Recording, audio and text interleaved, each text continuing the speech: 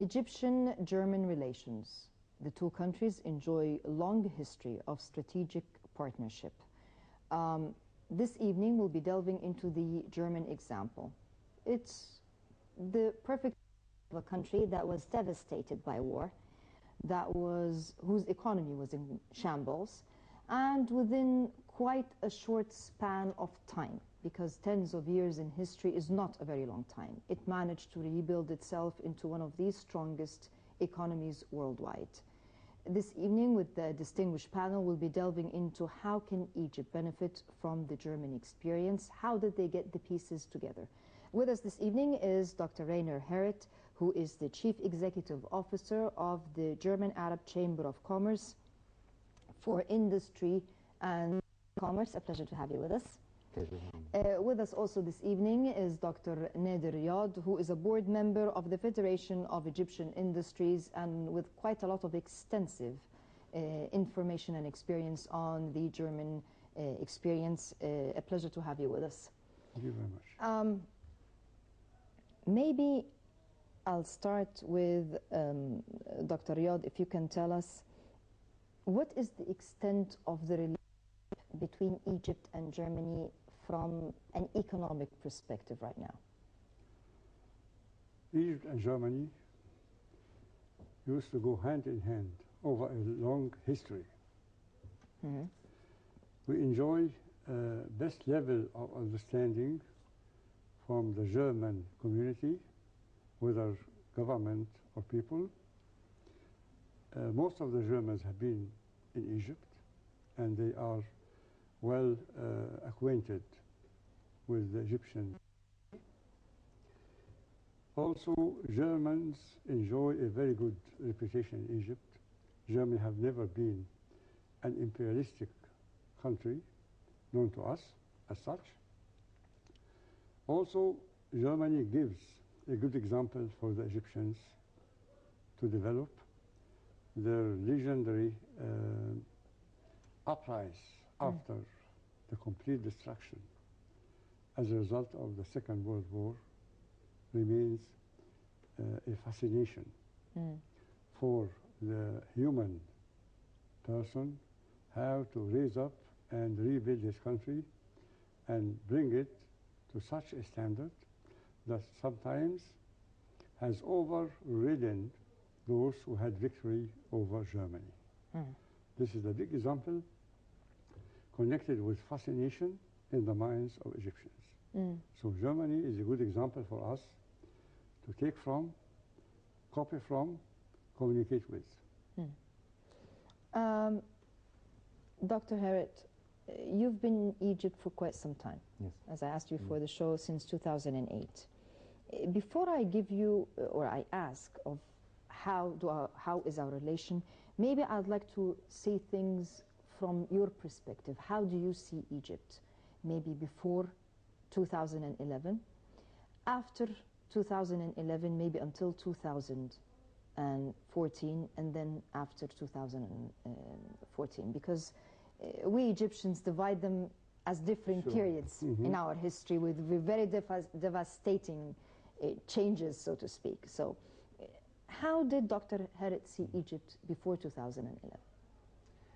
Before 2011, Egypt appeared to me as a very static society and country. There was not much development. Everything was running smoothly. There was not really need to do too much more. The people more happy, some less happy. 2011, I didn't see it coming, and I think the Egyptians didn't see it coming as well. And I remember on the 25th of January, I went there for curiosity. I wanted to see what is happening. And everybody was shocked that such a movement could start, and then it happened so fast, this first change, and it came, of course, as a complete shock for the entire society. It hit the business community very hard, because you need always to see that business people, they want to have stable conditions.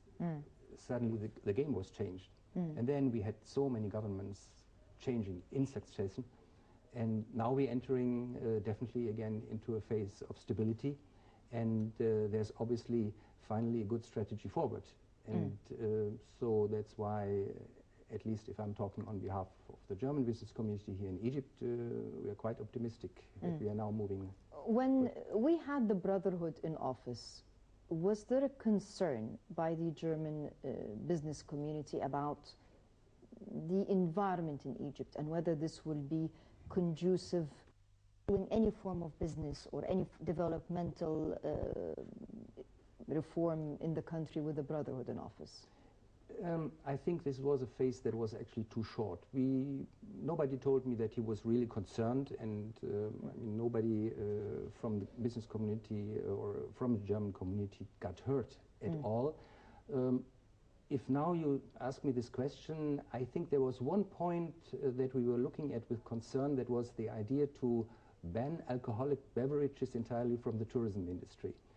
Because we have the German company TUI, they have big interests in Egypt, and we were very much concerned that for the Western tourists, such a radical step, that would really kill tourism. And then, of course, that would have a very bad impact on the overall economy. But apart from this, we had the relations on the business level, not on the political level. That's why we did not really meet these major problems that politics had.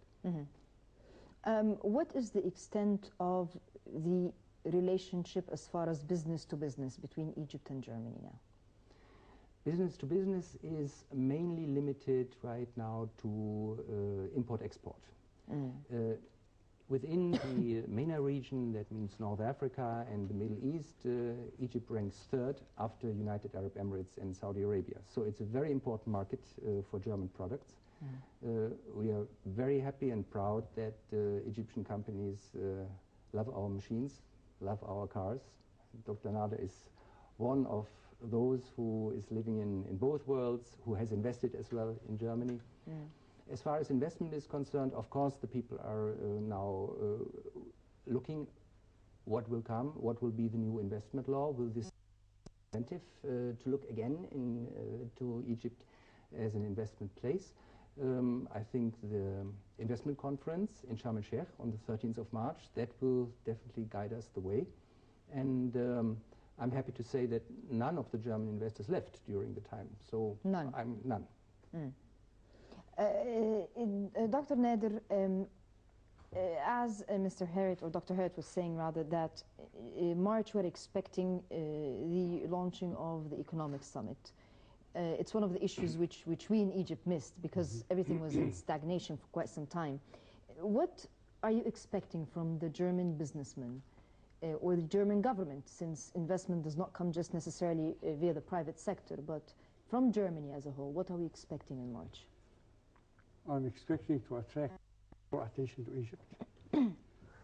Egypt has many advantages to offer.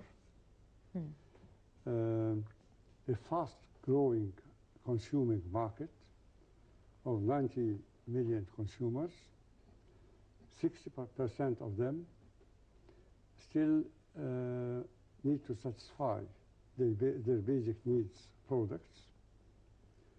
The young people of Egypt have so much ambitions, wishes, demands, which need to be met with proper goods. We are getting more and more acquainted with quality. I think we have to put two objectives in our attention. Not only addressing the outer world, but also building capacities in Egypt. Exactly. To meet with the demand we are asking for. We need to pay attention to energy issue, human resource issue. We have to make use of the situation to build up our competitiveness for fulfilling the local market demands, as well as the export objectives. Quality, human resource development, energy issues, in order to build up a competitiveness, The government has a duty to do, training of people, providing energy at competitive prices,